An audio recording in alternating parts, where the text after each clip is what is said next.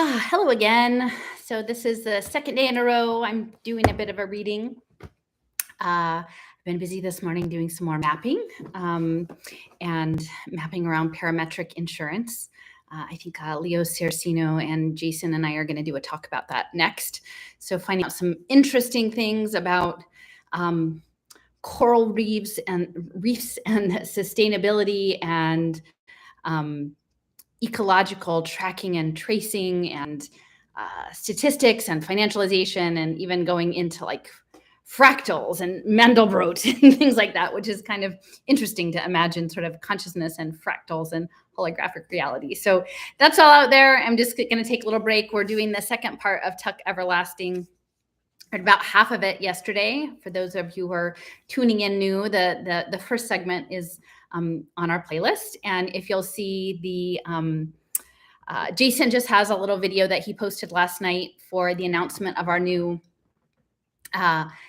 it's sort of like a private forum platform working group for research, mostly around the stuff that we talk about, which is looking at like Web3, emerging technologies, the financialization of life on the planet, the use of like biotechnology and nanotechnology, and sort of the financialization and public policy around all of that. And then some of the back history, because that's what I do, is sort of look backwards and see where these things came from.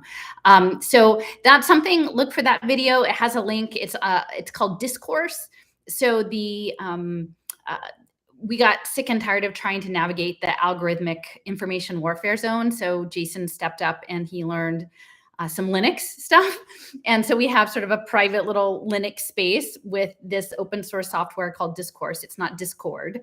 So we're sort of doing our more own autonomous, not blockchain, participation group. And anybody can look and see the content on there at this point. There's quite a chunk of it that's mine, and it probably seems kind of obscure, but if you're interested, you could go there and look at it. We have about 10 people or so on it, and anybody can look. And if you're interested in participating and submitting information and comments, you can email Jason, and that's all in the video. So again, I'm going to start off with the read aloud. For those who maybe weren't here yesterday, I'll just give you a bit of an introduction. This is a story that I read in elementary school. We had a wonderful librarian. She would go around with little groups of kids and pull out books and put them in their hands. And the 70s was sort of a great time for fantasy and time travel and all sorts of things. So the first half of this book, it's about a little girl who lives in sort of a cottage on the end of a wood that her family owns. And she's 11 and she feels she's an only child, and she feels really put upon by her mother and her grandmother who are bossing her around. And she has fantasies that she's going to go out into the world and do something important. But she's also a little fearful about it. And then one day she's talking to this toad. And so one day she decides just to open the gate and go out into the wood that's owned by her family next door. And she encounters an unusual situation, which is a young man in the woods by a spring. And it turns out that the spring in this wood, if you drink from it, you will live forever unchanged. And so the rest of it is essentially like them sort of sweeping her off to their own place to try to implore her why it's so important that she not tell anyone about this spring, because living forever isn't all that it's cracked up to be. And that's the Tuck family. So she spent one night, they promised they're going to take her back after the first night. And she has mixed feelings. At first, she's very exhilarated because she feels like, oh, I'm out, I'm doing something. And actually, like these people, they're interesting. One of the boys is kind of cute. He's 17. He's always 17 for 104 years. He's been 17. And she's got a little crush on him. And the mom and the dad are nice, but they live in this very, their little tiny house by a pond. It's kind of messy and not what she's used to. And she's sleeping on a sofa, and she's never not slept in her own bed before. And so she vacillates between being excited and having a crush on this boy and being overwhelmed and sad about being away from her family overnight. And then at the end, sort of the closure, they find out that someone has stolen the horse. And when this family ended up, they were just, this is probably set in the late 19th century, but back in the early part of the, when the family was first coming through, the whole country was forest when they drank out of this pond. And all of them drank out of it, the husband, the wife, and the two sons, and the horse, but not the cat. So that's how they knew that they were going to There was something off. But the horse is also immortal, and someone stole this immortal horse. And so they're trying to figure out, um, they're hoping it's not a big deal. But the dad, Mr. Tuck, he feels like in his heart there's something big going on, and there's something sort of that's breaking out about the secret of this spring. So, okay, so we'll get started. This is chapter 15. In Tree Gap, the same moonlight silvered the roof of the Touch Me Not cottage. That's where she grew up, her home. But inside, the lamps were burning. That's right, said the man in the yellow suit. I know where she is. He sat back in his chair in the Foster's spotless parlor, crossing his long, thin legs, and the suspended foot began a rhythmic jiggling. He hung his hat on his knee and smiled, his eyes nearly closed. I followed them, you see. She's with them now. As soon as I saw they'd arrived at their destination, I turned around and came directly back. I thought you'd be staying up. You've been looking for all day. Her all day, of course. It must be quite a worry. He lifted a hand then, ignoring their exclamations, and began to smooth the thin hairs of his beard. You know, he said thoughtfully, I've come a long way looking for a wood, exactly like the one you've got next door here. It would mean a great deal to me to own it. It would mean a great deal, and how pleasant it would be to have neighbors like yourselves. Now, understand I wouldn't cut down many of the trees. I'm no barbarian, you can see that. No, just a few. You would find it different. You wouldn't find it different at all, really. And he gestured with his long white fingers and smiled, his face crinkling pleasantly. We'd be good friends, I think. Why, the little girl and I were already friends. It would be a great relief to see her safely home again, wouldn't it? And he clicked his tongue and frowned. Dreadful thing, kidnapping. Isn't it unfortunate that I was a witness? Why, without me, you might never have heard the word. They're rough country people, the ones that took her. There's just no telling what illiterates like that might do.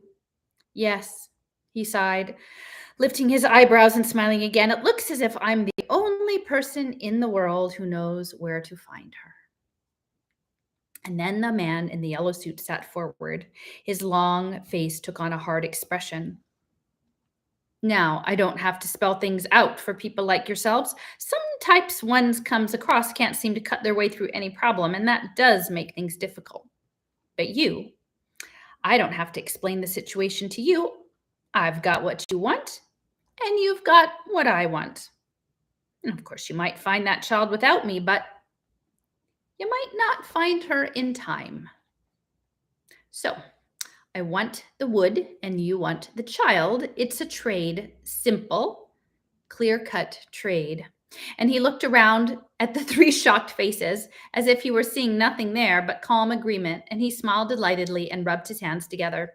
Done and done, he said. I knew right away, I said to myself, now, here is a group of intelligent, reasonable people. I'm seldom a wrong judge of character. Very seldom disappointed. So, all that remains is to write it up on paper, you giving me the wood, and to sign it, and it's best, don't you agree, to keep things legal and tidy. The rest is easy, nothing to it. You go for your local constable, and he and I ride out and bring the child back, and the criminals. No, Mr. Foster, I understand your concern, but you mustn't come along. We'll do this business my way. There now, your terrible ordeal is as good as over, isn't it? And I'm so thankful I was here to help you out. Man in the yellow suit, not nice. Chapter 16. The constable was fat and he was sleepy. He wheezed when he spoke, and he spoke quite a bit as they started off, he and the man in the yellow suit. First, they roused me out of bed in the middle of the night after I'd been up since sunup looking for that child, and now I suppose you're going to try and tell me to run all the way, he said sourly. I got to tell you, this horse of mine is none too strong, and I don't have to hurry her as a rule, so most of the time it don't matter. Seems to me we could have waited till dawn anyway. The man in the yellow suit was as courteous as always. The Fosters have been waiting since yesterday morning, he pointed out. Naturally, they're very upset, and the sooner we get there, the sooner that child will be with them again. How come you're in so deep in it? Asked the constable suspiciously. Maybe you're in cahoots with the kidnappers. How do I know? You should have reported it right off when you saw her get snatched. The man in the yellow suit sighed. But of course, I had no way to find out where they were taking her, he said patiently. I came right back after that, and the Fosters are friends of mine. They've sold me their wood. The constable's eyes went round. I'll be, he said. What do you know about that? Well, I don't suppose they'd ever do a thing like that, friend or no friend. They're the first family around here, you know. Proud as peacocks, all of them. Family proud. And land proud, too. But they sold off, did they? Well, and he whistled in amazement.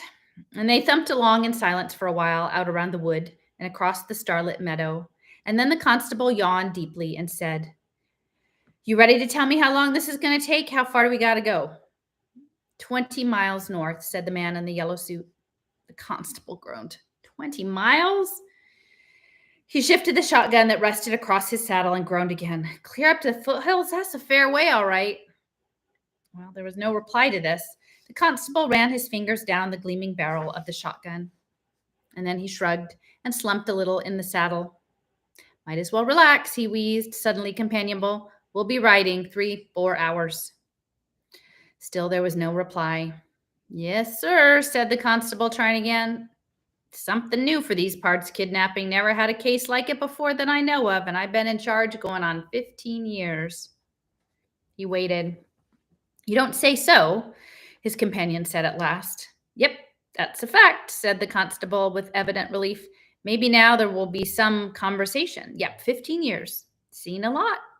A lot of trouble in 15 years, but nothing quite like this. Of course, there's a first for everything, they say. Got a brand new jailhouse, did you notice? Listen, it's dandy. Give those folks nice, clean accommodations. Chuckled. Of course, they won't be in there long. Circuit judge will be coming through next week. He'll send them over to Charlieville, more likely to go to county jail. That's what they do for your serious crimes. Of course, we got gallows of our own if we ever need it.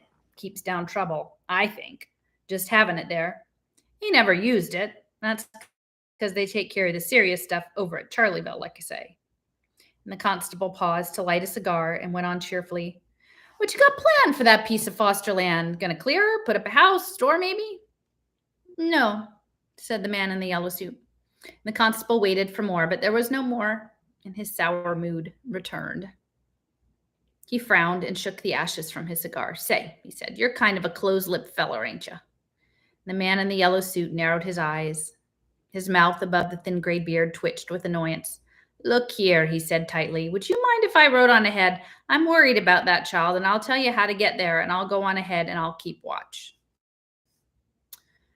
Well, said the constable grudgingly, all right, if you're in such a ding-dang hurry, but don't do anything till I get there. These folks are likely dangerous, and I'll try to keep up, but this horse of mine, she's none too strong. Don't see as how I could get her to gallop, even if I tried. That's right, said the man in the yellow suit. So I'll go on ahead, and I'll wait outside the house till you get there. He explained the route carefully and then dug his heels into the flanks of the fat old horse, cantering off into the darkness, where there was just a hint of dawn glowed on the edges of the hills far ahead. The constable chewed on the end of his cigar. Humph, he said to his horse. Did you get a gander at that suit of clothes? Oh, well, takes all kinds, as they say, and he follows slowly after, yawning, the gap between him and the man ahead lengthening with every mile. For the second morning in a row, Winnie Foster woke early. That's the little girl. Outside, in the ring of trees around the pond, the birds were celebrating, giving the new day a brass band's worth of greeting. And Winnie freed herself from the twisted quilt and went to the window. Mist lay on the surface of the water, and the light was still pale. It looked unreal, and she felt herself unreal, waking where she had, with her wild hair and her dress all crumpled. She rubbed her eyes, and through the dewy weeds below the window, a toad hopped suddenly into view, and Winnie peered at it eagerly. But no, of course it wasn't the same toad, and remembering that other toad, her toad, she thought now almost fondly, it seemed to her that she had been away from home for weeks. And then she heard a step on the loft stairs, and she thought, Jessie. And at once her cheeks flamed. But it was Miles, and he came in the parlor, and when he saw that she was up, he smiled and whispered, Good, you're awake. Come on, you can help me catch some fish for breakfast. This time, Winnie was careful not to make a noise when she climbed into the rowboat. She made her way to the seat in the stern, and Miles handed her 2 old cane poles. Watch out for the hooks, he warned, and a jar of bait, pork fat cut into little pieces.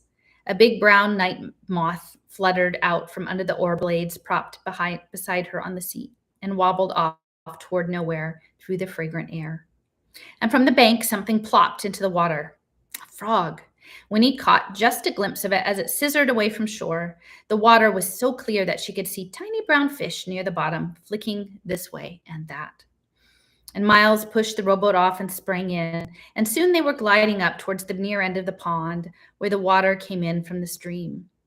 And the locks grated as the oars dipped and swung, but Miles was skillful and he rowed without a single splash, and the dripping from the blades as they lifted sent rows of overlapping circles spreading silently beside them.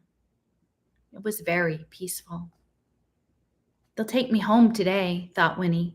She was somehow certain of this and began to feel quite cheerful. She had been kidnapped, but nothing bad had happened, and now it was almost over.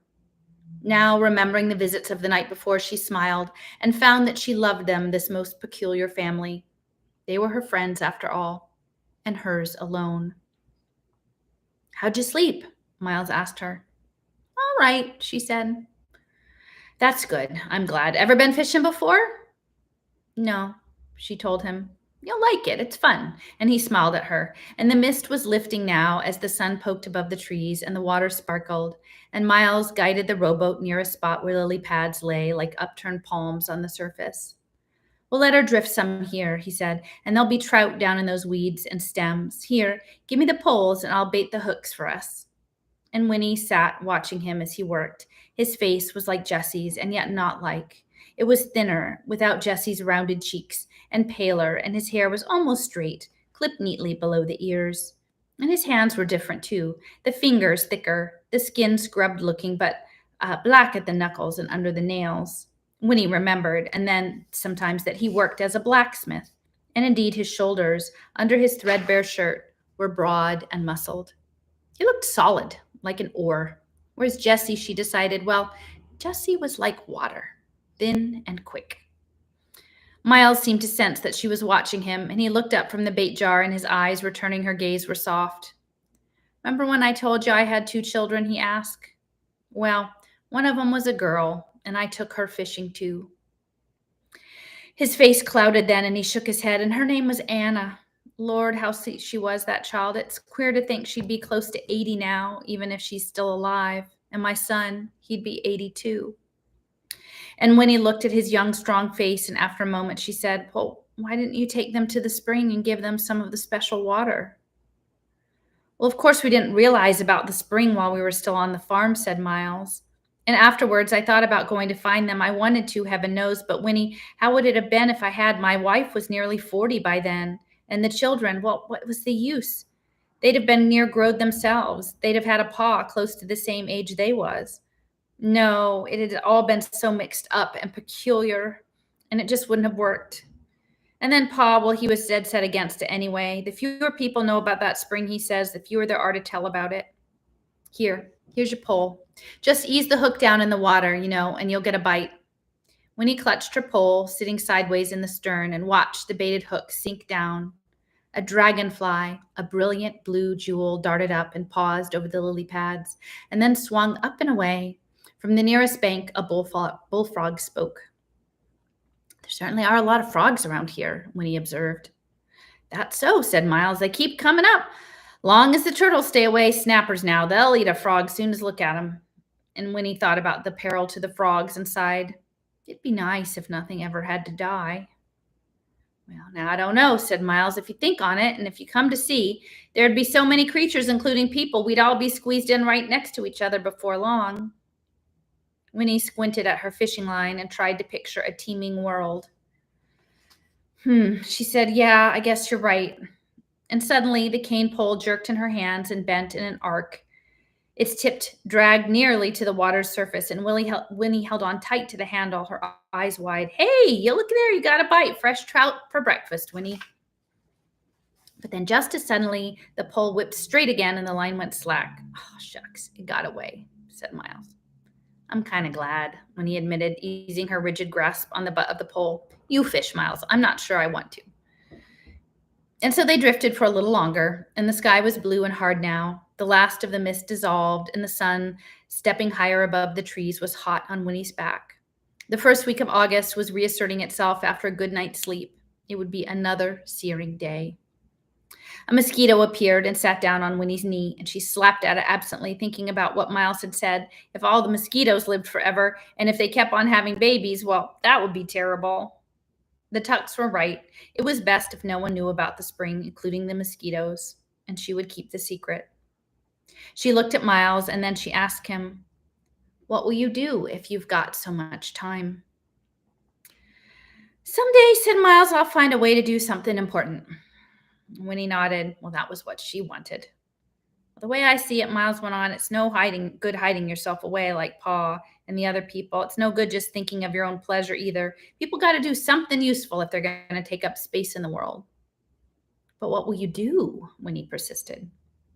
"I don't know yet," said Miles. "I ain't had no schooling or nothing, and that makes it harder." And then he set his jaw and added, "Well, I'll find a way, though. I'll locate something." And Winnie nodded. She reached out and ran her finger across a lily pad that lay on the water beside the boat.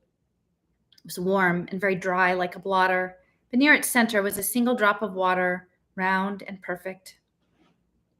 She touched the drop and brought her fingertip back wet, but the drop of water, though it rolled a little, remained as round and perfect as before. And then Miles caught a fish, and there it flopped in the bottom of the boat, its jaws working, its gills fanning rapidly, and Winnie drew up her knees and stared at it. It was beautiful, and horrible too, with gleaming rainbow-colored scales and an eye like a marble beginning to dim even as she watched it. The hook was caught in its upper lip, and suddenly Winnie wanted to weep. "Put it back, Miles," she said, her voice dry and harsh. "Put it back right away." And Miles started to protest, and then, looking at her face, he picked up the trout and gently worked the barbed hook free. "All right, Winnie," he said, and he dropped the fish over the edge of the boat, and it flipped its tail and disappeared under the lily pads. "Will it be all right?" asked Winnie, feeling foolish and happy at once. "It'll be all right," Miles assured her, and then he said, "People got to be meat eaters sometimes, though. It's a natural way, and that means killing things." "I know," Winnie said weakly, "but still." "Yes," said Miles, "I know." Chapter 18. And so, sorry, let me get a little drink.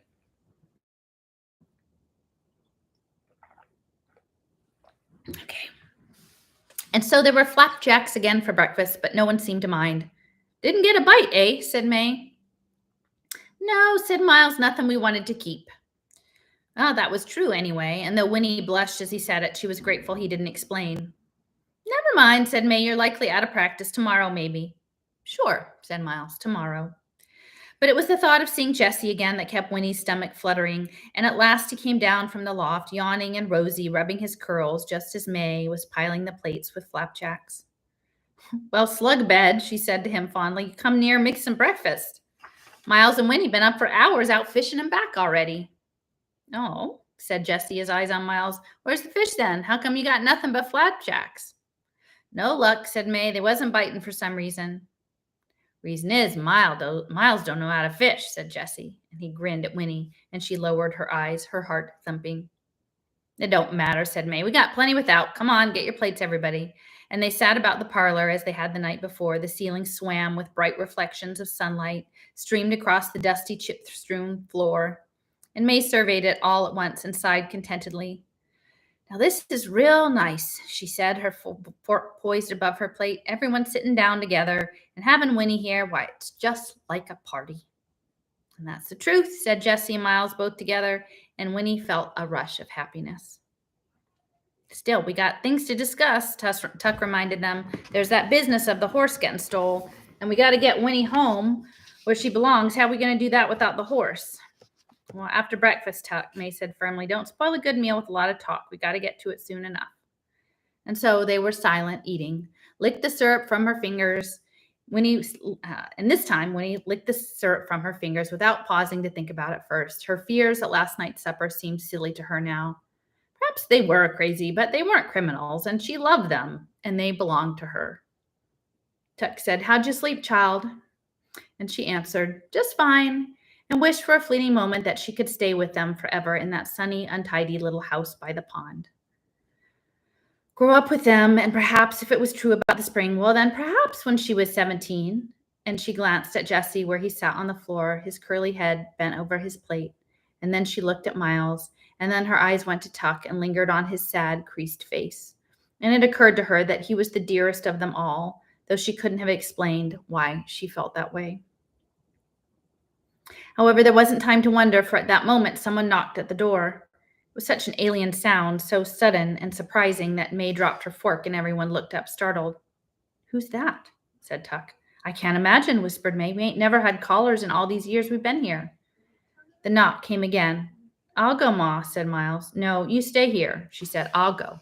And she put her plate down carefully on the floor and stood up, straightening her skirts. And then she went to the kitchen and opened the door. Winnie recognized the voice at once. It was a rich and pleasant voice, and the man in the yellow suit, and he was saying, "Good morning, Mrs. Tuck," or is it Mrs. Tuck, isn't it? "May I come in?" Chapter 19. The man in the yellow suit came into the sunlit parlor. He stood for a moment, looking around at them all, May and Miles and Jessie and Tuck and Winnie too. His face was without expression, but there was something unpleasant behind it that Winnie sensed at once, something that made her instantly suspicious. And yet his voice was mild, and when he said, "You're safe now, Winifred. I've come to take you home." "Well, we was going to bring her back directly ourselves," Tuck said, standing up slowly. "She ain't been in any danger." "You're Mr. Tuck, I suppose," said the man in the yellow suit. "Well, I am," said Tuck formally, his back straighter than usual. "Well, you may as well sit down. You too, Mrs. Tuck. I have a great deal to say and very little time for saying it." And May sat down on the edge of the rocker, and Tuck sat too, but his eyes were narrowed. Jessie said uneasily, "Well, who in the tarnation do you think?" But Tuck interrupted. "Hush, boy. Let him speak his piece." "That's wise," said the man in the yellow suit. "I will be as brief as possible." And he took off his hat and laid it on the mantel, and then he stood tapping his foot on the littered hearth, facing them, and his face was smooth and empty. "I was born west of here," he began, "and all the time I was growing up, my grandmother told me stories. They were wild, unbelievable stories, but I believed them. They involved a dear friend of my grandmother's who married into a very odd family, married the older of two sons, and they had two children. And it was after the children were born that she began to see that the family was odd. This friend of my grandmother's, she lived with her husband for 20 years, and strange to say, she never got any older. She did, but he didn't, and neither did his mother or his father or his brother, and people began to wonder about that family, and my grandmother's friend decided at last that they were witches or worse, and she left her husband and came with her children to live at my grandmother's house for a short while. And then she moved west, and I don't know what became of her. My grandmother still remembers playing with the children. They were all about the same age. There was a son and a daughter." "Anna," whispered Miles. May burst out, "You got no call to come here and bring us pain." And Tuck added roughly, "You got something to say, you better come to the point and say it." There now," said the man in the yellow suit, and he spread his long white fingers in a soothing gesture. "Hear me out. As I've told you, I was fascinated by my grandmother's stories, people who never grew older. It was fantastic. It took possession of me, and I decided to devote my entire life to finding out if it could be true. And if so, how and why. And I went to school, and I went to a university, and I studied philosophy, metaphysics, even a little medicine, and none of it did any good. Oh, there were ancient legends, but nothing more. I nearly gave up. I began to seem ridiculous, a waste of time, and I went home, and my grandmother was very old, and I took her a present one day, a music box, and when I gave it to her, it reminded her of something. The woman, the mother of the family that didn't grow old, she had a music box." And May's hand went to the pocket of her skirt, and her mouth opened, and then she shut it again with a snap. "And that music box played a very particular tune," the man in the yellow suit went on. "My grandmother's friend and her children, Anna, was that the daughter's name? Well, they'd heard it so often that they knew it by heart. They'd taught it to my mother during the short time they lived in the house, and we talked about it then, all those years afterwards, my mother, my grandmother, and I.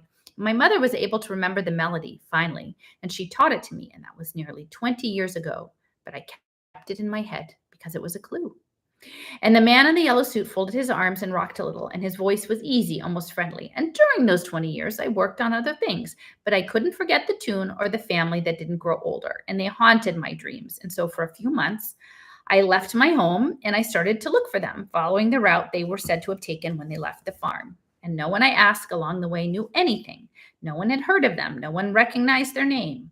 But 2 evenings ago, I heard that music box. I heard the very tune, and it was something from the Foster's Wood. And the next morning early, I saw the family at last taking Winifred away, and I followed, and I heard their story, every word.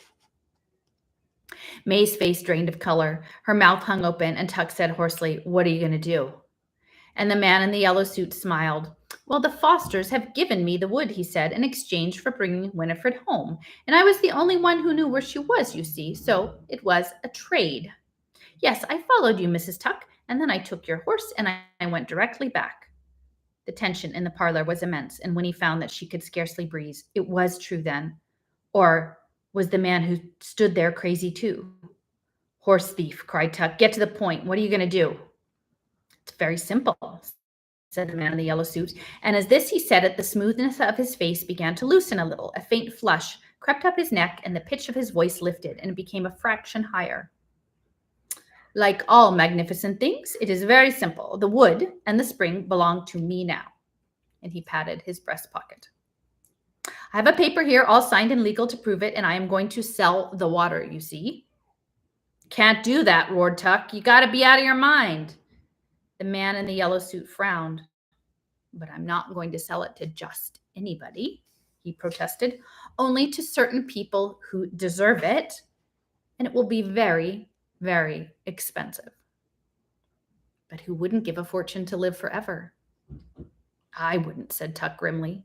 "Exactly," said the man in the yellow suit, and his eyes glowed. "Ignorant people like you should never have the opportunity. It should be kept for certain others. And for me, however, since it's already too late to keep you out, you may as well join me in what I'm going to do. So you can show me where the spring is and help me to advertise, and we will set up a demonstration, things that would be fatal to anyone else but wouldn't affect you in the least. I'll pay you for your assistance, of course. It won't take long for the word to spread, and then you can go your way. Well, what do you say?" "Jessie," said Dolly, "freaks. You want us to be freaks in a patent medicine show?" The man in the yellow suit raised his eyebrows, and a nervous petulance came to his voice. "Of course, if the idea doesn't appeal to you," he said, blinking rapidly, "you don't need to be in on it. I mean, I can find the spring and manage just as well without you." "But it seemed the gentlemanly thing to make the offer. After all," he added, looking at the cluttered room, "it would mean you could afford to live like people again instead of pigs." And that was when the tension burst. All four Tucks sprang to their feet at once, while Winnie, very frightened, shrank by her chair. Tuck cried, "You're a madman and a loony. You can't let no one know about the water. Don't you see what would happen?" "I've given you your chance," shrilled the man in the yellow suit, "and you've refused it." And he seized Winnie roughly by the arm and dragged her up out of the chair. "I'll take the child and be about my business." Tuck began to rave now, his face stretched with horror. "Madman!" he shouted, and Miles and Jessie began to shout too, and they crowded after the man in the yellow suit dragged Winnie through the kitchen to the door. "No," she was screaming, for at last she hated him. "I won't go with you, I won't." But he opened the door and pushed her out in front of him. His eyes were like blind fire points, his face twisted, and then the shouting behind them stopped abruptly, and in the midst of the sudden silence came May's voice, flat and cold. "You leave that child be," she said. And Winnie stared, and May was standing just outside the doorway, and she held Tuck's long-forgotten shotgun by the barrel like a club. The man in the yellow suit smiled a ghastly smile. "I can't think why you're so upset. Do you really believe you could keep that water for yourselves? Your selfishness is really quite extraordinary, and worse than that, you're stupid. You could have done what I was about to do long ago, and now it's too late. Once Winifred drinks some of that water, she'll do just as well for my demonstrations, even better. Children are much more appealing anyway, so you might as well relax. There's nothing you can do to stop me." But he was wrong. And May lifted the shotgun, and behind her, Miles gasped, "Ma, no!" But May's face was dark red. "Not Winnie," she said between clenched teeth. "You ain't going to do that thing like that to Winnie, and you ain't going to give out our secret. And her strong arm swung the shotgun around her head like a wheel, and the man in the yellow suit jerked away, but it was too late. And with the dull, cracking sound, the stock of the shotgun smashed into the back of the man's skull. And he dropped like a tree, his face surprised, his eyes wide open. And at that very moment, riding through the pine trees just in time to see it all, came the Tree Gap Constable. Chapter 20. Winnie was standing there, her cheek pressed into Tuck's chest, her arms flung tight around him, and she trembled and kept her eyes squeezed shut. She could feel Tuck's breath come in and go out in little gasps. It was very quiet, and the Tree Gap Constable knelt over the sprawled man of the body in the yellow suit, and then he said, "He ain't dead, leastwise not yet." Winnie opened her eyes a crack. She could see the shotgun lying in the grass where May had dropped it. She could see May's hands, too, hanging limp, clenching, then hanging limp again, and the sun scorching hot, and near her ear, and Nat whined. The constable stood up. "What'd you hit him for?" he wheezed resentfully. "He was taking the child away," said May. Her voice was dull and exhausted. "He was taking the child against her will." And at that, the constable exploded. "Ding dang, woman, what are you trying to say? Taking the child against her will? That's what you done. You done kidnapped that child." And Winnie let go of Tuck's waist and turned around. Her fingers, trembling, had stopped. "They didn't kidnap me. I came because I wanted to." Behind her, Tuck drew his breath in sharply. "You wanted to?" echoed the constable. "You wanted to?" "That's right," said Winnie unflinchingly. "They're my friends." The constable stared at her. He scratched his chin, eyebrows high, and eased his own shotgun to the ground. And then he shrugged and looked down at the man in the yellow suit who lay motionless on the grass, the blazing sun white on his face and hands. His eyes were closed now, but for that little look, he looked more like a marionette flung carelessly into a corner, arms and legs everywhere, which midst tangled strings. The one glance she gave him fixed his appearance forever in Winnie's mind. She turned her eyes away quickly, looking to Tuck for relief, but Tuck was not looking back at her. Instead, he was gazing at the body on the ground, leaning forward slightly, his brows drawn up, his mouth a little open. It was as if he were entranced, and yes, envious, like a starving man looking through a window at a banquet. And Winnie could not bear to see him like that, and she reached out a hand and touched him, and it broke the spell, and he blinked, and he took her hand, squeezing it. "Well, anyway, I got to take charge here. Get this fellow to a house before he fries. I'm telling you now, if he don't make it, you're in a pickle, you people. Now, here's what we'll do.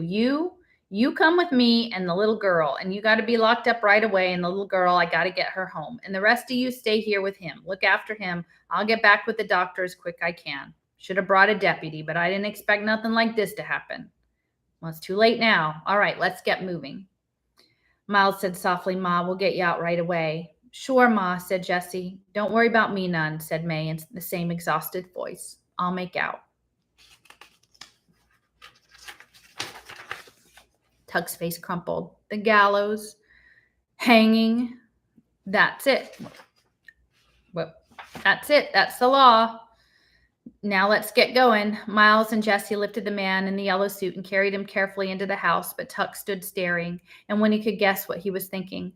The constable swung her up onto his horse and directed May to her own saddle, but Winnie kept her eyes on Tuck. His face was very pale, creases deeper than ever, and his eyes looked blank and sullen.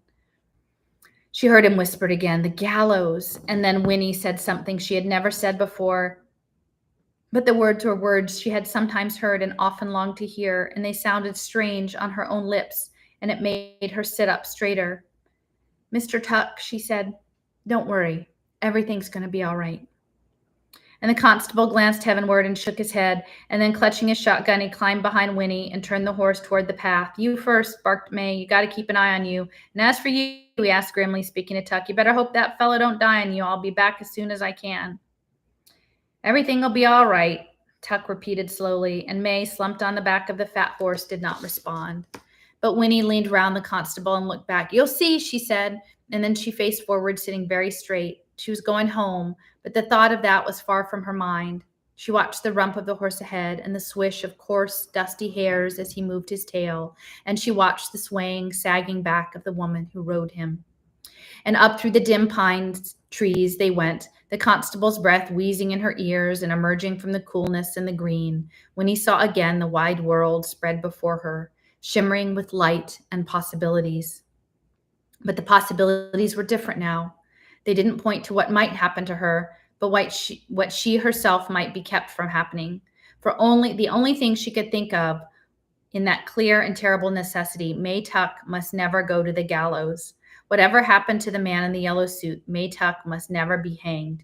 Because if all they had said is true, then May, even if she were the cruelest of murderers and deserved to be put to death, May Tuck would not be able to die.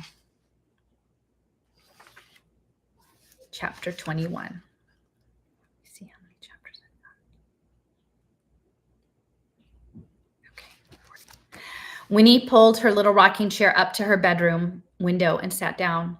The rocking chair had been given to her when she was very small, but she still squeezed into it sometimes when no one was looking, because the rocking made her almost remember something pleasant, something soothing, that would never quite come up to the surface of her mind, and tonight she wanted to be soothed.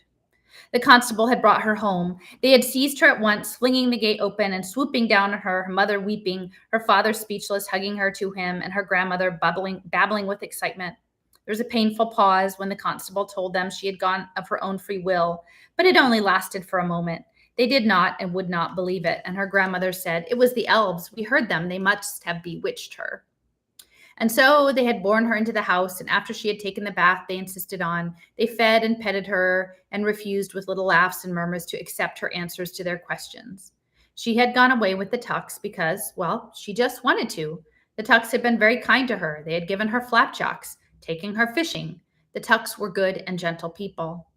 All of this would have been swept away in any case. However, this good impression of her friends, which she was trying to create when she told them what had happened to the man in the yellow suit. Had they really given him the wood in exchange for finding her? They had. Well, perhaps he wouldn't want it now. May had hit the man with the shotgun.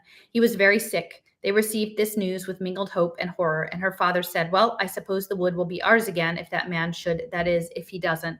"You mean if he dies?" said Winnie flatly. And they had to sit back, shocked, and soon after they put her to bed with many kisses. But they peered at her anxiously over their shoulders as they tiptoed out of her bedroom, and they sensed before that she was different now from what she had been before, and if some part of her had slipped away. Well, thought Winnie, crossing her arms on the windowsill, she was different. Things had happened to her that were hers alone, and that had nothing to do with telling them about it. And had nothing to do with them. It was the first time, and no amount of telling about it could help them understand or share what she felt. It was satisfying and lonely, both at once, and she rocked, gazing out at the twilight, and the soothing feeling came reliably into her bones. That feeling, it tied her to them, to her mother, to her father, to her grandmother, with strong threads, ancient and precious, that could not be broken. But there were new threads now, tugging and insistent, which tied her just as firmly to the Tucks. Winnie watched the sky slide into blackness over the wood outside the window. There was not the least hint of a breeze to soften the heavy August night. And then over the treetops on the faraway horizon there was a flash of white, heat lightning. Again and again it throbbed without a sound. It was like pain, she thought, and suddenly she longed for a thunderstorm. She cradled her head in her arms and closed her eyes, and at once the image of the man in the yellow suit rose up. She could see him again, sprawled motionless on the sun-bleached grass. "He can't die," she whispered, thinking of May. "He mustn't." And then she considered on his plans for the water in the spring, and Tuck's voice saying, "They'd all come running like pigs to slops." And she found herself thinking, if it's true about the spring, then he has to die. He must, and that's why she did it. And then she heard the hoofbeats on the road below, a horse hurrying into the village, and not long after there were steps and knocking on the door, and Winnie crept out of her room and crouched in the shadow. It was the constable. She heard him saying, "So that's that, Mr. Foster. We can't press no kidnapping charges since your little girl claims there wasn't no kidnapping. But it don't matter anyhow. The doc just got back a few minutes ago. That fellow, the one you sold your land to, well, he's dead." And there was a pause and the murmur of other voices, and then a match striking and the acrid smell of cigar smoke. "Yep, she got him in the good one. All right. You don't never come to. So it's an open and shut case since I seen her do it. Eyewitnesses, no question about it. They'll hang her for sure." And Winnie went back to her room and climbed into bed, and she lay in the dark, propped up on pillows, and she stared at the lighter square of her window, at the heat lightning throbbing, and it was like a pain, she thought again, a dull pain on the fringes of the sky. May had killed the man in the yellow suit, and she had meant to kill him. Winnie had killed a wasp once in fear and anger, just in time to spare herself a stinging. She had slammed at the wasp with a heavy book and killed it. And then, seeing its body broken, the thin wings stilled, she had wished it were alive again. And she had wept for that wasp. Was May weeping now for the man in the yellow suit? In spite of her wish to spare the world, did she wish he were alive again? There was no way of knowing. But May had done what she thought she had to do, and Winnie closed her eyes to shut out the silent pulsing of the lightning. And now she would have to do something. She had no idea what, but May Tuck must not go to the gallows. The next morning, Winnie went out to the fence directly after breakfast. It was the hottest day yet, so heavy that the slightest exertion brought on a flood of perspiration and exhaustion in the joints. 2 days before, they would have insisted that she stay indoors, but now this morning they were careful with her, a little gingerly as if she were an egg, and she said, "I'm going outside now," and they had said, "All right, but come in if it gets too hot, won't you, dear?" And all she had answered was yes. And the earth, where it was worn bald under the gate, was cracked and hard as a rock, and a lifeless tan color, and the road was an aisle of brilliant velvet dust. And Winnie leaned against the fence, her hands gripping the warm metal of the bars, and she thought about May behind another set of bars in the jailhouse.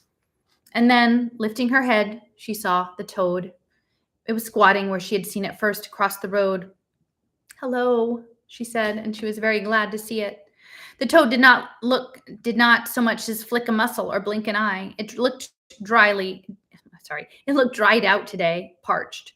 "It's thirsty," said Winnie to herself. "No wonder, on a day like this," and she left the fence and went back into the cottage. "Granny, can I have some water in a dish? There's a toad out front that looks as if he's just about to die of thirst." "A toad?" her grandmother said, wrinkling her nose. "Nasty things, toads." "Not this one," said Winnie. "This one is always out there, and I like him. Can I give him a drink of water?" "Toads don't drink water, Winifred. It wouldn't do them any good." "They don't drink water at all?" "No, they take it through their skin like a sponge when it rains." "But it hasn't rained forever," said Winnie, alarmed. "I could sprinkle some water on him, couldn't I? That would help, wouldn't it?" "Well, I suppose so," said her grandmother. "Where is it? In the yard?" "No," said Winnie. "He's across the road." "Well, I'll come with you. I don't want you leaving the yard alone." But when they came out to the fence, Winnie balanced a small bowl of water with enormous care, and the toad was gone. "Well, he must be all right," said her grandmother, "if he could hop off." And with mingled disappointment and relief, Winnie tipped the water onto the cracked earth at the gate, and it was sucked in immediately, and the wet brown stain it left behind paled and vanished almost as quickly. "I never saw such heat in all my life," said Winnie's grandmother, dabbing uselessly at her neck with a handkerchief. "Don't stay out here much longer." "I won't," said Winnie, and she was left alone once more, and she sat down on the grass and sighed. May. What could she do to set May free? And she closed her eyes against the glaring light and watched a little dizzily as brilliant patterns of red and orange danced inside her eyelids. And then, miraculously, Jessie was there, crouching just on the other side of the fence. "Winnie," he hissed, "you sleepin'?" "Oh, Jessie!" And her eyes flew open and she reached to the fence to grab his hand. "I'm so glad to see you. What can we do? We have to get her out." "Miles got a plan, but I don't see how it can work," said Jessie, speaking quickly, his voice almost a whisper. "He knows about carpentering. He says he can take Ma's window frame right out of the bars, and she can climb through. We're going to try it tonight when it gets dark. Only trouble is that constable keeps watching her every minute. He's so darn proud of having a prisoner in that new jail of his. We've been down to see her, and she's all right. But even if she can climb through the window, he'll come after her as soon as she's gone. Seems to me he'll notice right off, but that don't give us much time to get away. But we got to try. There ain't no other way. Anyhow, I come to say goodbye. We won't be able to come back here for a long, long time, Winnie, if we get away. I mean, they'll be looking for Ma, Winnie. Listen, I won't see you again, not for ages. Look now, here's a bottle of water from the spring. You keep it. And then no matter where you are, when you're 17, Winnie, you can drink it. And then come find us. We'll leave directions somehow. Winnie, please say you will."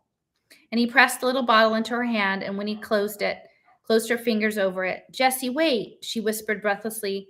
For all at once, she had the answer. "I can help. When your mother climbs out the window, I can climb in and take her place, and I can wrap myself in a blanket. And when the constable looks in, he won't be able to tell the difference. Not in the dark. I can hump up and look a lot bigger. And Miles can even put the window back. And that would give you time to get away, and you'd have at least till morning."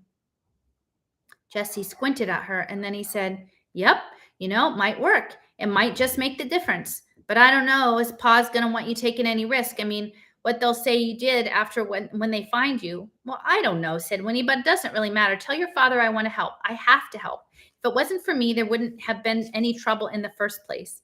Tell him I have to. Well, all right. Can you get out after dark? Yes, said Winnie. Okay, then at midnight, Winnie, I'll be waiting for you right here at midnight. Winifred! An anxious voice rose from the cottage. Who's that talking to you? Winnie stood up and turned to answer. It's just a boy, Granny. I'll be in a minute. And when she turned around again, Jessie was gone, and Winnie clutched the little bottle in her hands and tried to control the rising excitement that made her breath catch. And at midnight, she would make a difference in the world. It was the longest day, mindlessly hot, unspeakably hot, too hot to move or even think. And the countryside, the village of Tree Gap, the wood, all lay defeated. Nothing stirred. The sun was a ponderous circle without edge, a roar without a sound, a blazing glare so thorough and remorseless that even in the Foster's parlor, with curtains drawn, it seemed an actual presence. You could not shut it out. Winnie's mother and grandmother sat plaintive all afternoon in the parlor, fanning themselves and sipping lemonade, their hair unsettled and their knees loose. It was totally unlike them, this lapse from gentility, and it made them much more interesting. But Winnie didn't stay with them, and instead she took her own brimming glass to her room and sat in her little rocker by the window. And once she had hidden Jessie's bottle in the bureau drawer, there was nothing to do but wait. And in the hall outside her room, the grandfather clock ticked deliberately, unimpressed with anyone's impatience. And Winnie found herself rocking to its rhythm, forward, back, tick, tock, tick, tock. And she tried to read, but it was so quiet that she could not concentrate. And so she was glad when at last it was time for supper. It was something to do, though none of them could manage more than a nibble. But later, when Winnie went out again to the fence, she saw that the sky was changing. It was not so much clouding up as thickening somehow from every direction at once, the blank blue gone to haze. And then as the sun sank reluctantly behind the treetops, the haze hardened to a brilliant brownish yellow. And in the wood, the leaves turned up underside up, giving the trees a silvery cast. And the air was noticeably heavier. It pressed on Winnie's chest and it made her breathing difficult. She turned and went back to the cottage. It's going to rain, I think, she told the prostrate group in the parlor.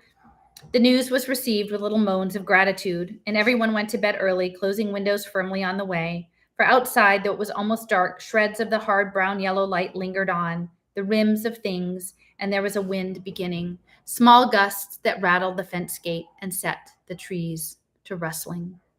The smell of rain hung sweet in the air. What a week this has been, said Winnie's grandmother. Well, thank the Lord, it's almost over. And Winnie thought to herself, yes, it's almost over. There were 3 hours to wait before midnight and nothing whatever to do. Winnie wandered restlessly about her room in the rocker, lay on the bed, counted the ticks of the hall clock. Beneath her excitement, she was thick with guilt. And for the second time in 3 short days, though they seemed many more than that, she was about to do something which she knew would be forbidden, and she didn't have to ask. Winnie had her own strong sense of rightness. She knew that she could always say afterwards, well, you never told me not to, but how silly that would be. Of course, it would never occur to them to include such a thing on their list of do-nots. She could hear them saying and almost smiled, now remember, Winifred, don't bite your fingernails, don't interrupt when someone else is speaking, and don't go to the jailhouse at midnight to change places with prisoners. Still, it wasn't really funny. What would happen in the morning when the constable found her in the cell and had to bring her home for the second time? I mean, what would they say? Would they ever trust her again? Winnie squirmed, sitting in the rocker, and swallowed uncomfortably. Well, she would have to make them understand somehow without explaining. The hall clock chimed 11, and outside the wind had stopped, and everything, it seemed, was waiting. Winnie lay down and closed her eyes, and thinking of Tuck and May and Miles, her heart softened. They needed her to take care of them. For the funny sort of way that she had struck her at the first meeting, they were helpless or too trusting. Well, something like that. And anyway, they needed her. She would not disappoint them. May would go free.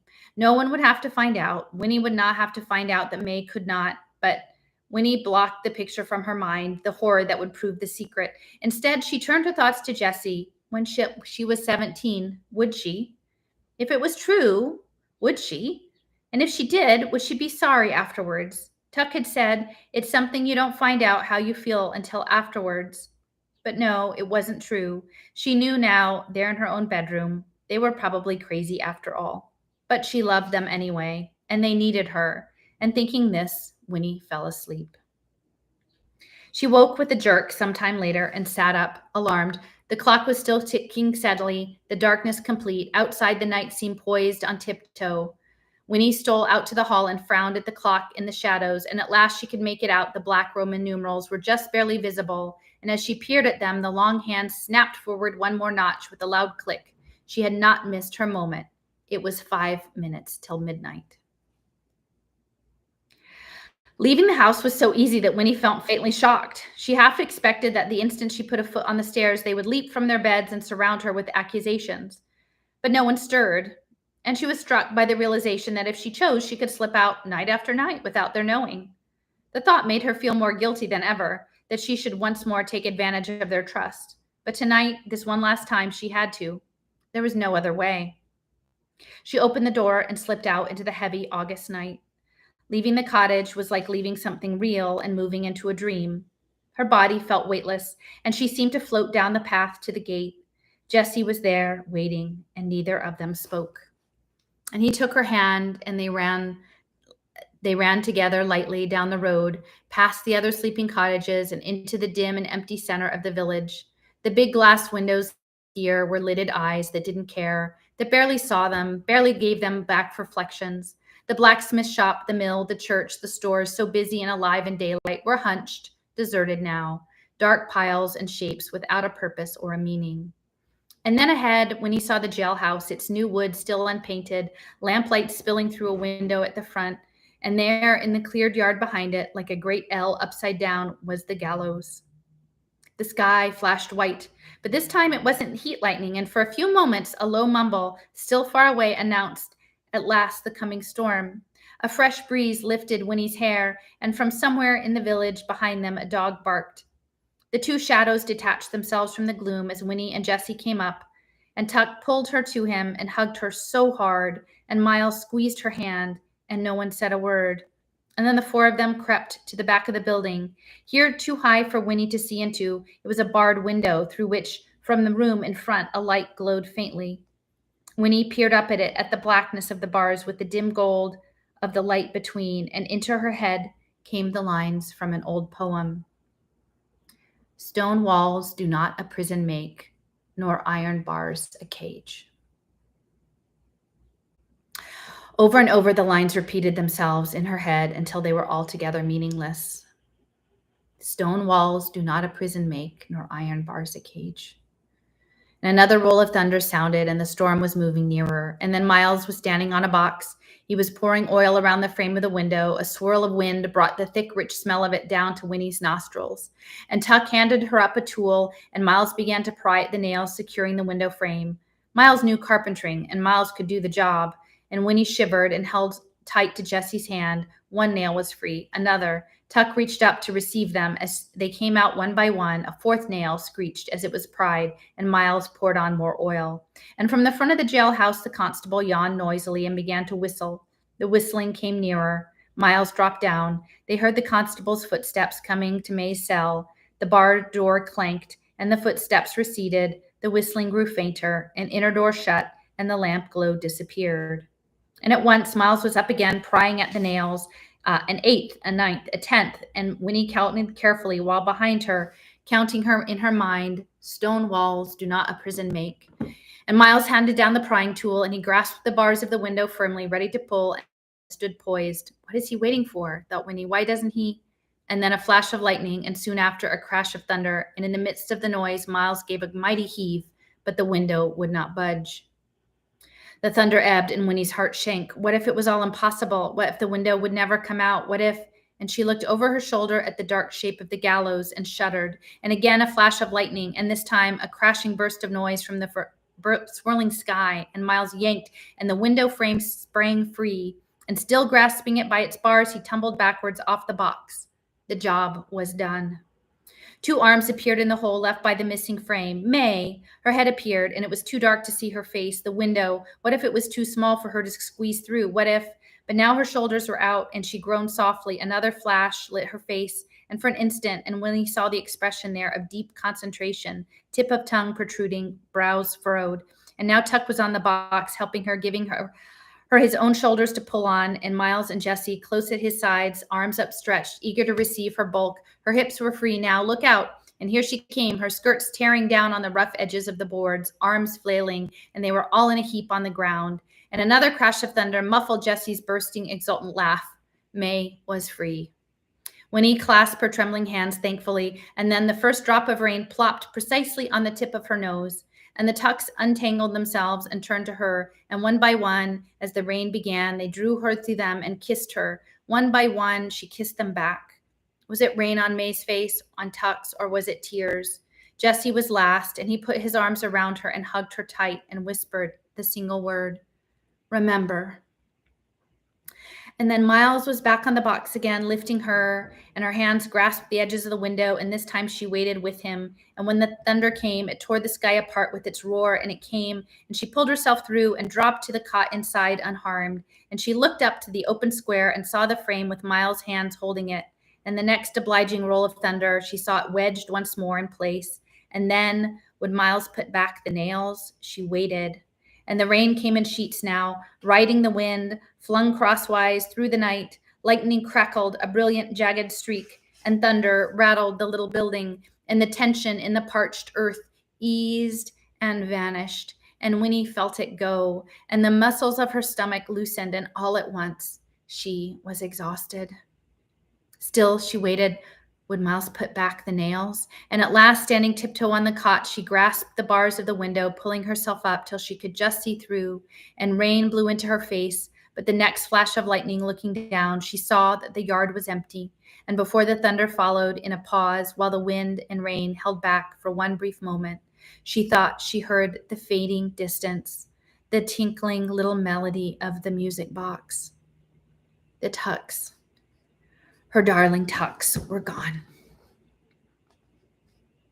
The first week of August was long over, and now, though autumn was still some weeks away, there was a feeling that the year had begun its downward arc, and that the wheel was turning again, turning slow, but now soon to go faster, turning once more in its changeless sweep of change. And Winnie, standing at the fence in the front of the Touch-Me-Not cottage, could hear the new note in the voices of the birds. Whole clouds of them lifted, chattering into the sky above the wood, and then settled, only to lift again. Across the road, goldenrod was coming into bloom, and an early drying milkweed had opened its rough pod, exposing a host of downy-headed seeds. And as she watched, one of these detached itself into a sudden breeze and sailed sedately off, while others leaned from the pod as if to observe its departure. And Winnie dropped down cross-legged on the grass. 2 weeks had gone by since the night of the storm, the night of May Tuck's escape. And May had not been found. There was no trace of her at all, or of Tuck, or Miles, or Jessie. And Winnie was profoundly grateful for that, but she was also profoundly tired. It had been a trying 2 weeks. For the 100th time, she had reviewed it all, how the constable had come into the cell soon after she had settled down onto the cot, how he had let down the shutter over the window to keep out the rain, how when he stood over her as she hunched under the blanket, her breath heavy, trying to look as large as possible, how finally he had gone away and not come back until morning. But she had not dared to sleep for fear that she would kick off the blanket and give herself away, give the Tucks away unwittingly. And so she had lain there, pulse stunning, eyes wide open. She would never forget the rattle of the rain on the jailhouse roof, or the smell of wet wood, or the darkness that had saved them all, or how difficult it was not to cough.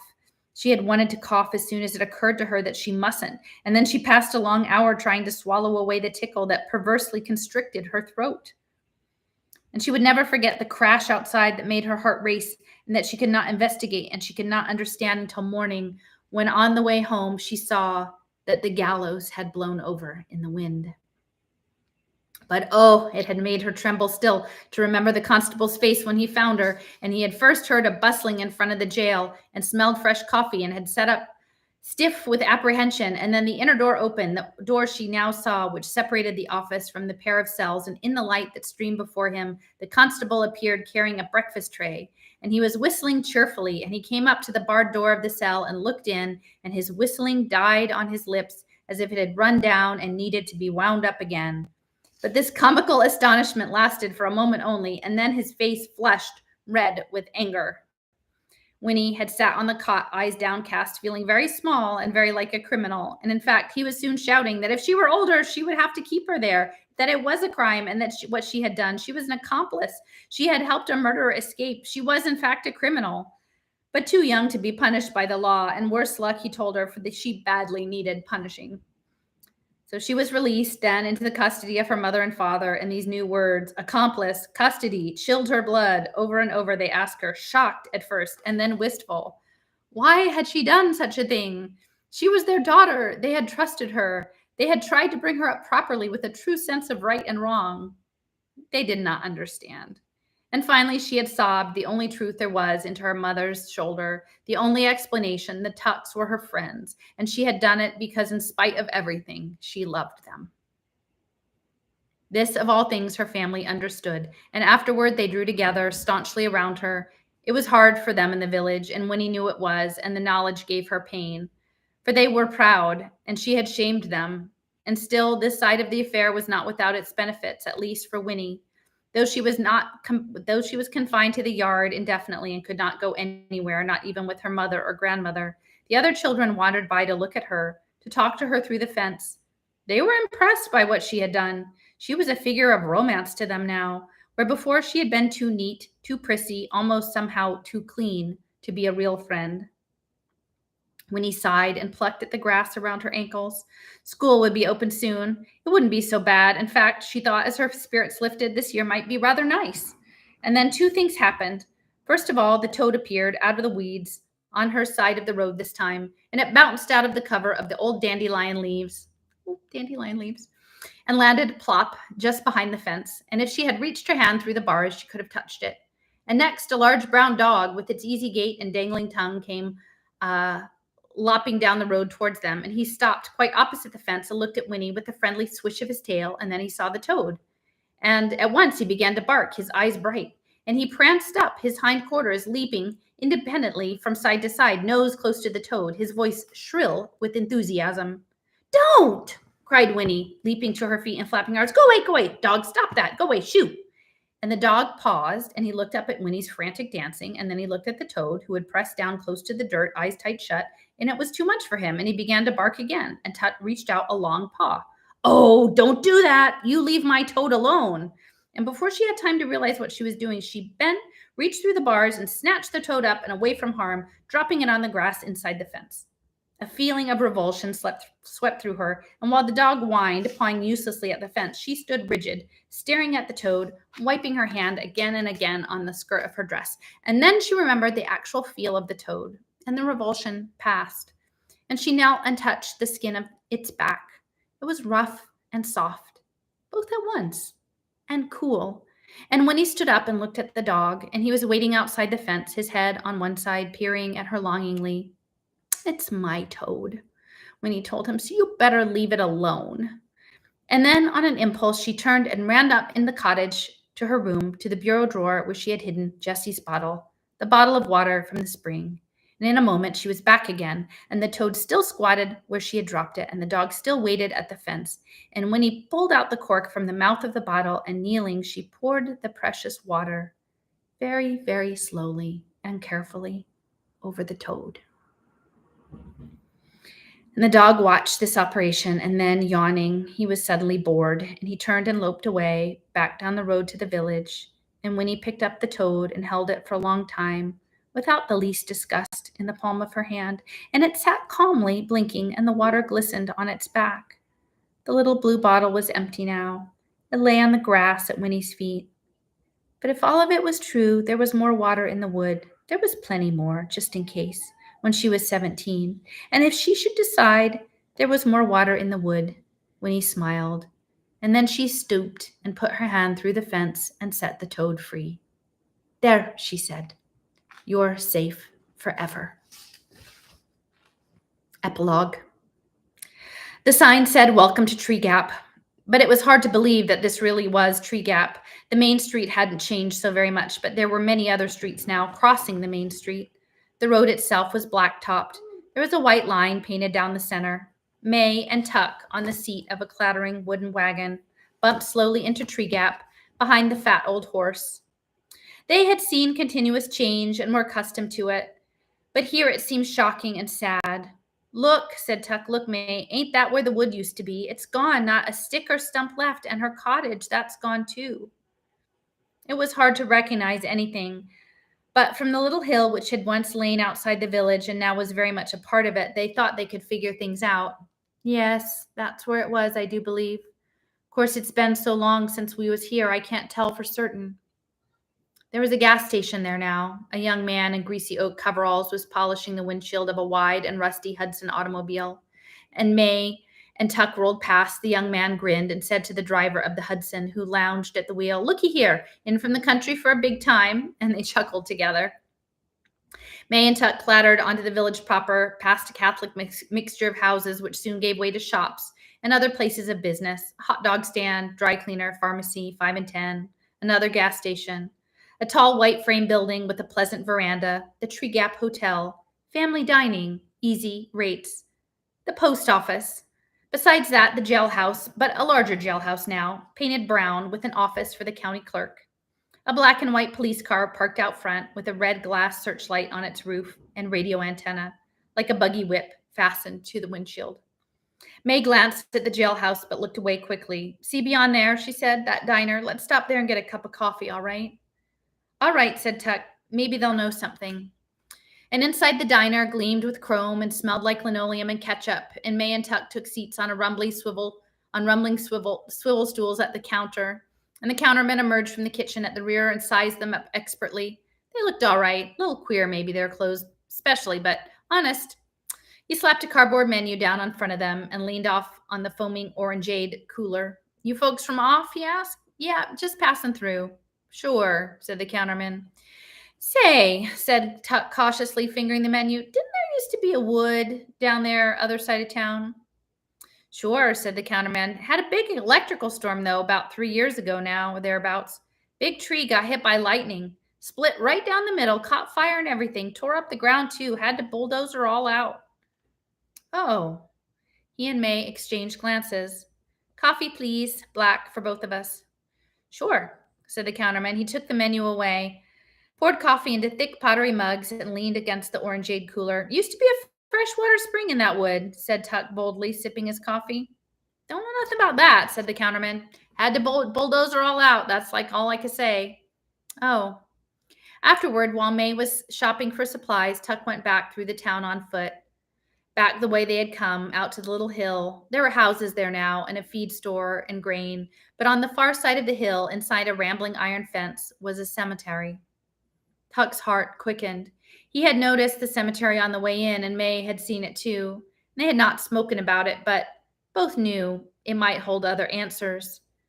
Tuck straightened his old jacket. He passed through the archway of the wrought iron curlicues and paused, squinting at the weedy rows of gravestones. And then, far over to the right, he saw a tall monument, once no doubt imposing, but now tipped slightly sideways. And on it was carved one name, Foster. And slowly Tuck turned his footsteps towards the monument, and he saw as he approached it that there were other smaller markers all around, a family plot. And then his throat closed. For it was there. He had wanted it to be there. But now that he saw it, he was overcome with sadness. He knelt and read the inscription. "In loving memory, Winifred Foster Jackson. Dear wife, dear mother, 1870 to 1948. So, Tuck said to himself, 2 years, she's been gone 2 years. And he stood up and looked around, embarrassed, trying to clear the lump from his throat. But there was no one to see him, and the cemetery was very quiet. In the branches of a willow behind him, a red-winged blackbird chirped, and Tuck wiped his eyes hastily and then straightened his jacket and drew up his hand in a brief salute. "Good girl," he said aloud. And then he turned and left the cemetery, walking quickly.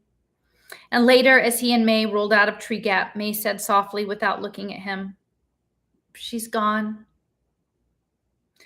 Tuck nodded. "She's gone," he answered. And there was a long moment of silence between them, and May said, "Poor Jessie." "He knowed it, though," said Tuck. "At least, he knowed she wasn't coming. We all knowed that a long time ago." "Just the same," said May. She sighed, and then she sat up a little straighter. "Well, where to now, Tuck? No need to come back here no more. That's so, said Tuck. Let's just head on out this way. We'll locate something. All right, said May. And then she put a hand on his arm and pointed. Look out for that toad. Tuck had seen it too, and he reined in the horse and he climbed down from the wagon. The toad was squatting in the middle of the road, quite unconcerned. In the other lane, a pickup truck rattled by, and against it, the breeze was made, and the toad shut its eyes tightly, but it did not move. And Tuck waited till the truck had passed, and then he picked up the toad and carried it to the weeds along the road edge. Darn fool thing must think it's going to live forever, he said to May. And soon they were rolling again, leaving Tree Gap behind, and as they went, the tinkling little melody of a music box drifted out behind them and was lost at last far down the road. And that's the end. But if you were with me yesterday, we started, this is the 40th anniversary edition, and there was a foreword, and the person who wrote the foreword said, don't read the whole foreword till after you've read the book. So now it's just a few more pages. I'm going to add on the rest of the foreword. So this is by, what is his name? Gregory Maguire. I have to look up Gregory Maguire, but it says, yeah. So I have an idea. Pause here, jump ahead, and read Tuck Everlasting. This story shoots off like an arrow out of a quivering bow, and when you've finished, come back to the asterisk below and finish the foreword. So that's what we will do. While a reader can never go back and encounter a book again for the first time, one of many miracles in storytelling is this: a story has an infinite number of opportunities to begin. Think of it this way. Imagine you take this very volume that you have in your hands to your grandfather who has lost his reading glasses, and you say to him, I just finished this fantastic book and I want to share it with you. Listen. And you open to the first page again, and you read the prologue with its image of time like a never-ending circle, time like a revolving Ferris wheel, supplied with a year's worth of months, a wheel that never alters the orders of progression. April must follow March, nor the rate of progress. The 4th of July happens precisely every 365 days, except in a leap year. Every rule has its exception. What an unforgettable image that is, by the way. The first week of August hangs at the very top of summer, the top of the livelong year. I have remembered it for nearly 40 years already. I've gone around on time's Ferris wheel nearly 40 times since I first read this prologue. I love that phrase, the livelong year. And then you turn to the first chapter about the road that led to Tree Gap. And then the second about May setting out to meet her sons, Miles and Jesse, who had looked exactly the same for 84 years. And weird and wonderful as this is, you press on. Chapter 3, Winnie Foster talks to a toad in the road about wanting to be alone for a while, wanting to be unsupervised. And here's the funny thing. You are encountering Winnie again. You know what she's going to find and face and fume about and figure out. But for your grandfather listening intently, for Winnie, she is beginning her adventure as if it had never happened. It's almost as if in a story, time has two different talents. The talent to proceed inevitably like an arrow across a meadow, aiming toward a target, and a talent to begin again, like that Ferris wheel rolling endlessly through its circuit. And this is true of all stories. Jill Peyton Walsh, a writer friend of mine, once wrote that you need only open Act 1 of Hamlet to find the ghost of Hamlet's father haunting the ramparts of Elsinore.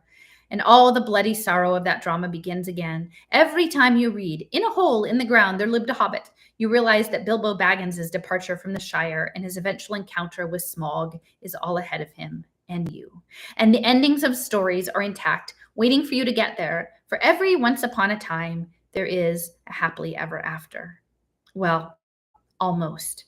This story may be an exception to that rule, for while this story has an absolute beginning, a once upon a time, Tuck Everlasting, alone of all the stories I have ever read in my entire life, has no absolute end.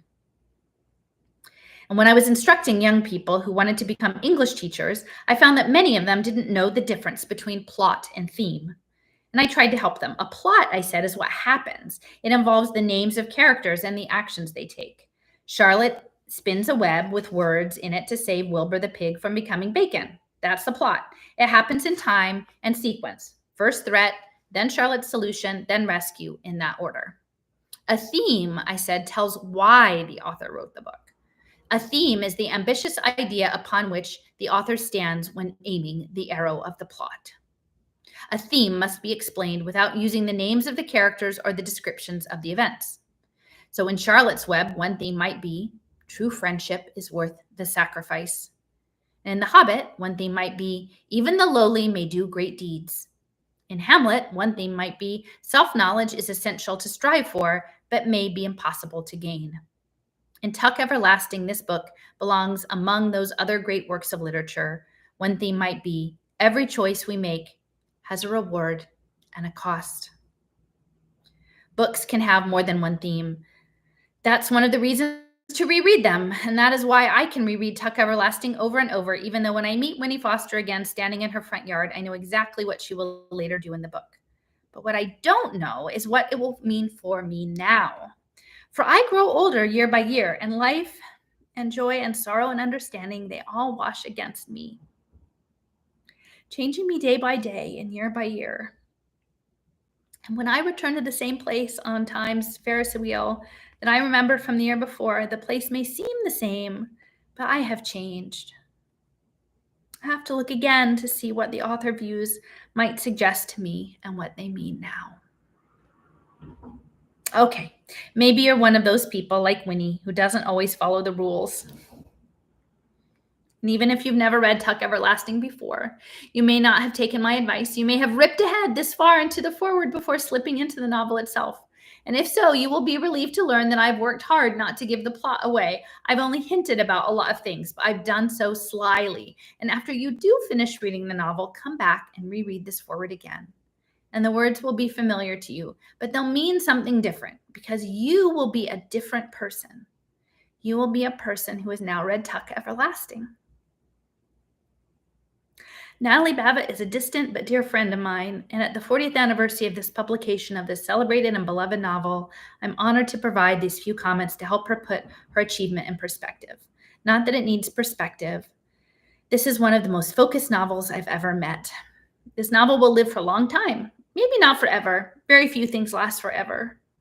And if I had to make a bet about lasting value, though, I would bet Tuck Everlasting will continue to intrigue readers, young and old, not only as long as readers are opening it for the first time, but as often as readers pick it up to reread. And so that is the end. I am a little weepy because I read this when I was probably about 11. And I just knew that I needed to order it and read it again. Because I think there's let's see, what was it when they were getting in the jail? Stone walls do not a prison make, nor iron bars a cage. And I feel like that's something we need to think about, right? Like, what are we in? There are people who have designs on building cages that don't have iron bars or stone walls, but we also build our own cages, and the idea of cycles and coming around and being a new person, a different person, different perspectives just feels really relevant. But knowing that there's an end, I know a lot of people there's a lot of fear porn and stuff, but I think there's a beauty in the idea of life and then getting to an end. Not that we want to get there any earlier than we need to get there, but I think that's quite a beautiful undertaking. And to think about doing something important in the world and not knowing what that is, or not knowing if you're prepared or if you have the tools.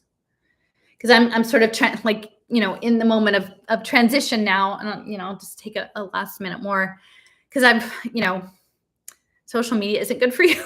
It links your identity into these digital twin spaces, which are all militarized. I know that. And so I'm cutting back and pushing back and trying to carve out space. But part of how I think is I do like to connect, and maybe I need to find more real places to connect. It's feeling really hard. Maybe that will change. But as I mentioned yesterday, I had this lovely invitation to go down to a place with sacred springs in the heat of August. And I was doing my little yarrow sticks, my I Ching, and a couple nights ago, I came up with temporary obstacles and revisiting. So maybe part of the the revisit, getting a new perspective, that'll be part of it. I think I'm going to take my basket of notions and felt, and with my friend, maybe sit on the porch of a little cabin and, tap into the tucks and see what comes next. Um, because my mind right now is this sort of, mishmash of, like esoterics and geochemistry and international policy and capitalism and all of these things. And like, all of these, I've just got these piles of books up here and trying to make sense of it, trying to find the patterns. And I don't know, maybe it's all just about, it's time to step back and be Winifred and go walk in the woods and hopefully come back. So anyway, thanks for joining me on this dream. I hope you might be able to see the connections between our weird moment that we're in about the game and making choices and not feeling fully informed and being managed by parents and, having our choices driven by, unexpected friendships and people we love and things we do that might not seem logical to other people, but we know in our heart that we have to do them. So anyway, and thank you, Natalie Babbitt, for the good book. I'll probably be back with some other odd readings, maybe not a children's book next time, but I think it's all good that we keep in touch with the people that we used to be. All right. Bye, everybody.